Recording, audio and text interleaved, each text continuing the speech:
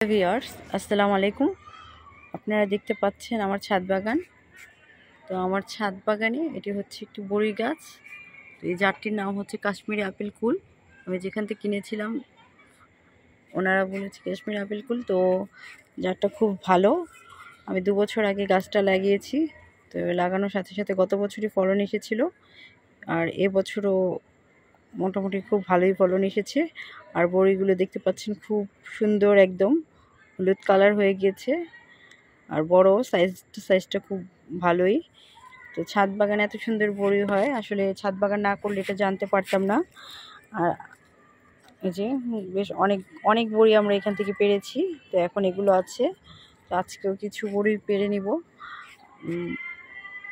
পাখিতে আসলে মিষ্টি দেখে প্রচুর পরিমাণে পাখি বসে এবং পাখিতে ঠুকরে ঠুকরে যায়। তো এই কারণে আমি এখানে কিছু মশারি দিয়ে আটকে রেখেছিলাম।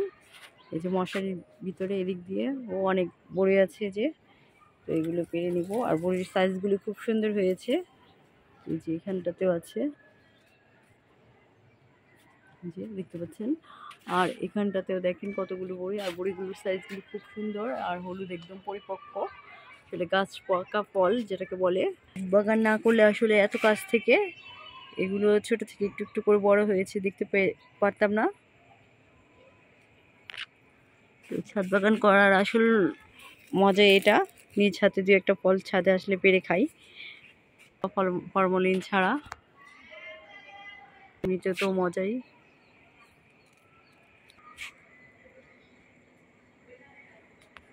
আপনারা যারা ছাদ বাগান করেন তারাও চাইলে ছাদ বাগানে একটি এরকম বড়ি গাছ রাখতে পারেন।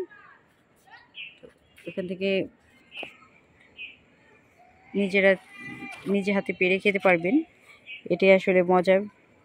আর আমার ছাদ বাগানটা যদি আপনাদের কাছে ভালো লেগে থাকে তাহলে আমার চ্যানেলটাকে সাবস্ক্রাইব করে দিবেন, রানীগঞ্জ ছাদ বাগান ব্লগ। আজ এ পর্যন্তই। সবাই ভালো থাকবেন, সুস্থ থাকবেন। আল্লাহ হাফেজ। আর আশা রাখছি আমার চ্যানেলের সাথে থাকবেন।